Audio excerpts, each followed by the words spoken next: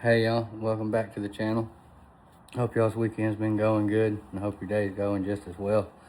Figure I'd go ahead and hop on here and show y'all a little progress. I am gonna edit a video here in just a little bit about how I took it out, but I got the motor out right there and I'm fitting to clean up on the outside of it and then break off into it here in just a little bit. And see how them pistons and rings are doing. Y'all stay tuned. And always remember, why not me? And I'll catch y'all on the next one. Let's break into it.